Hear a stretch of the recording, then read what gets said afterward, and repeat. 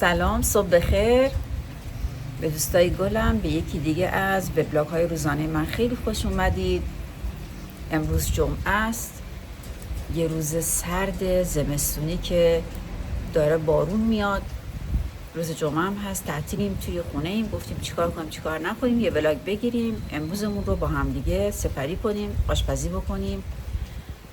آشپزی یه چیز خیلی خیلی خوشمزه دارم برای آشپزی کردن. توی ویدیوی قبلیم اگه خاطرتون باشه کبه بلغوری درست کردیم. حالا میخوام همون کبه بلغوری رو با برنج درست کنم، ببینم چطور در میاد. خب برنج مسلما خیلی خوشمزه داره، خیلی بهتره، خیلی کیفیت بالاتری داره. ولی خب قبلش بریم کار خونم انجام بدم بعد بریم. یه نمایی از بارون نشونتون بدم. این هوای بارونی هستش، آسمون رو میبینین.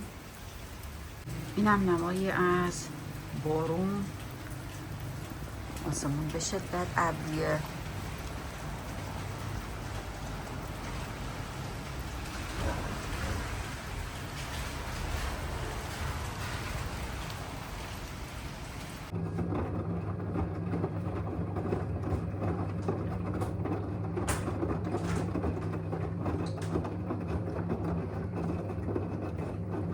برای کوفته برنجیمون ترجیحاً از برنج ایرانی باید استفاده کنیم، به خاطر اینکه بخوایم برنج رو یه حالت خمیر مانند در بیاریم. نمک میذاریم روی برنجمون. اول ویدیو هم توضیح دادم حتما باید برنج ایرانی استفاده بکنیم. میذاریم نیم ساعت تا دم بیاد، به صورت کیچه‌ای درستش کردیم. حالا موادی که لازم داریم: 4 عدد پیاز خلال شده. خب خلالش میکنیم. 3 قاشق زرشک، مقداری هم جعفری خرد شده و هول و هوش 1 کیلو کمتر گوشت چرخ کرده. دیگه سلیقه خودتونه، میخواین گوشت بیشتر باشه کمتر باشه. زرشک رو دوست داریم میتونین زرشک رو بیشتر کنین.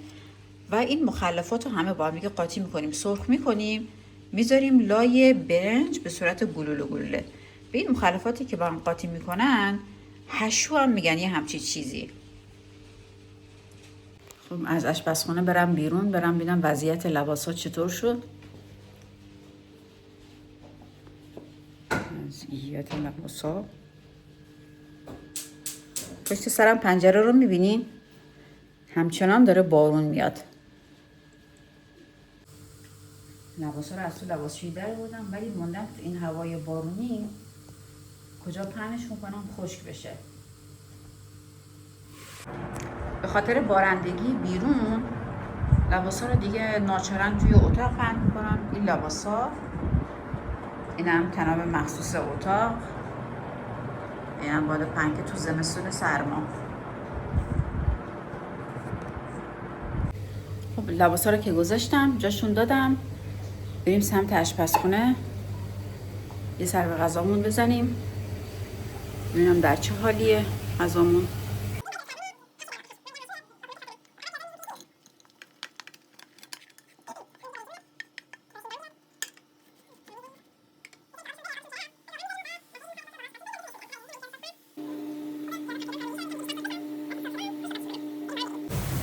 پیازا دیگه سرخ شدن، گوشتا رو بریزیم. این صدای بارون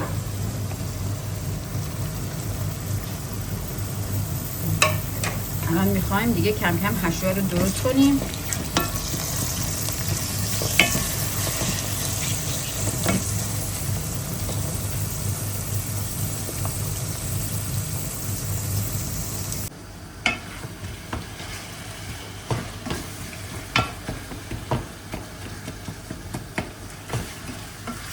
گوشت چرخ کردم چون توی فریزر بود حالت قالب شده.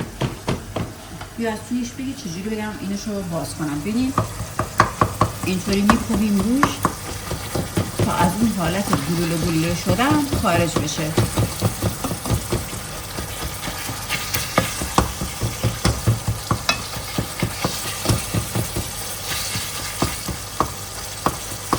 مثلا دیگه بخورم.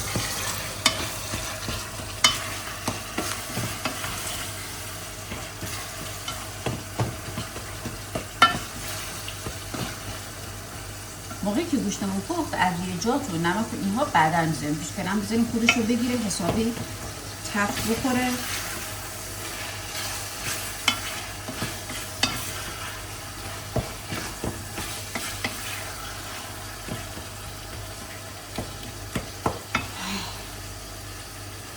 خیلی سخته ها، هم آشپزی بکنی، هم لباسا رو بشوری، هم ظرف بشوری. خدا شکر که الان فاطمه جون اومده خونمون داره کمک میکنه. گوشتمون تقریبا سرخ شده. ادویجات اضافه میکنیم.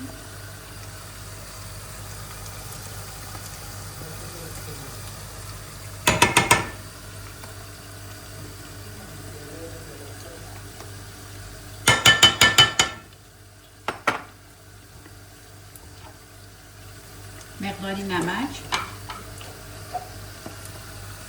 هم اینقدر خوب باشه. جان خوبه؟ شما اینو بگیر.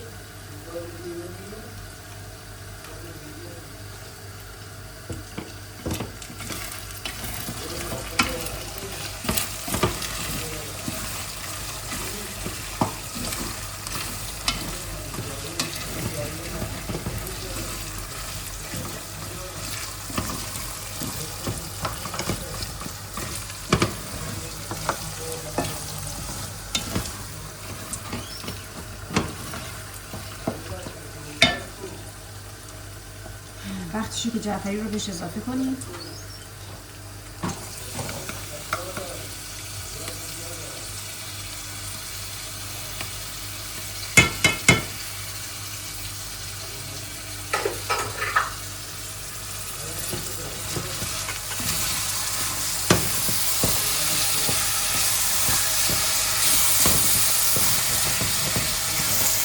این همون موادیه که قراره توی کوفته‌های برنجمون بذاریم.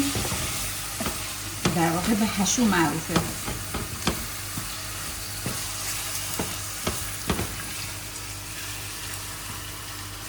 حشو تو خاورمیانه خیلی مشهوره. زرش کم بهش اضافه میکنیم. این زرش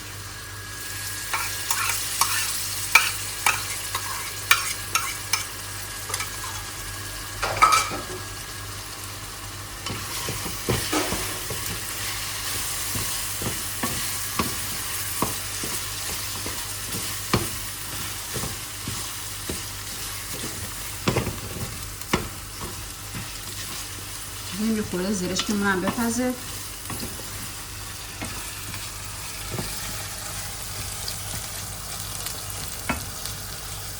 این دیگه تقریبا آماده است. خاموشش میکنیم و بریم سراغ برنجمون. ببینم برنجمون پخته. پیشنهاد میکنم بقیه آشپزی رو ببینید، ادامهش رو. یه سوپ هست خیلی خوب دارم، خیلی جالبه، خیلی غذای خوشمزه‌ایه. در واقع یه جورایی اول فیلمم گفتم بهش میگن در واقع کبری یا لبنانی. بسیار معروفه توی خاورمیانه این غذا.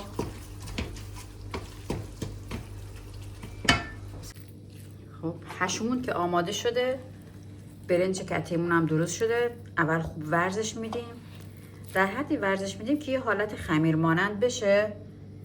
بعد به صورت گلوله در میاریم و گوشتا رو لای گلوله ها میذاریم. بریم تا مرحله بعد ببینم چی میشه. البته یه سینی هم آماده میکنیم. کف سینی رو آرد میریزیم.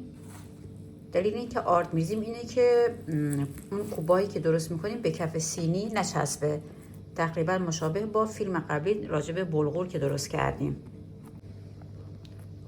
اندازه نارنگی بر میداریم.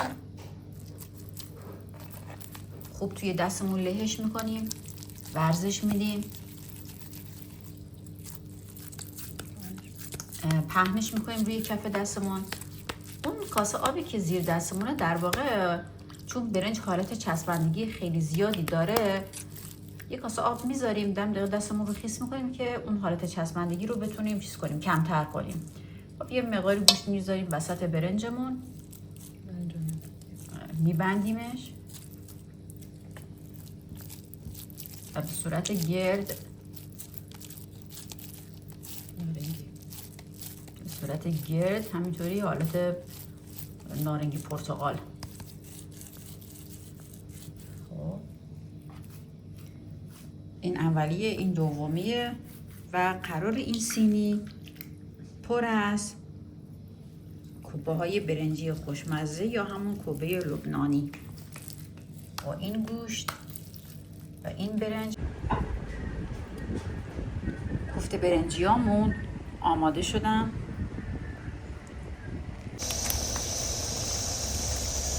کوبه ها در حال سرخ شدن.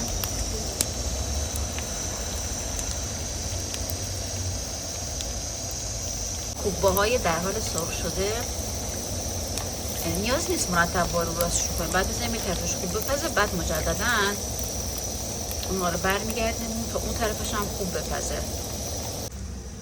این حالت سرخ شدهش هست. خب هنوز کلی مونده تا سرخ کنیم.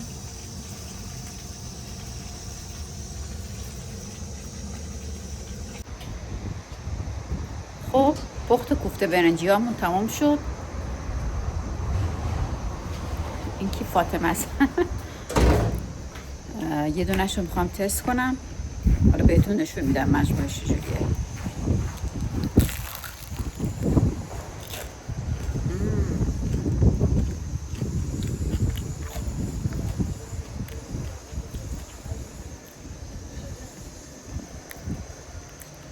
این داخلش کاملا پخته است.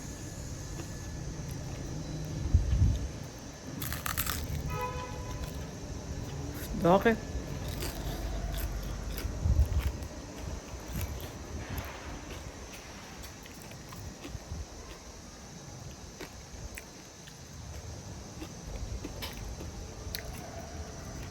بسیار مزه خوبی داره، توصیه میکنم که حتما درست کنین.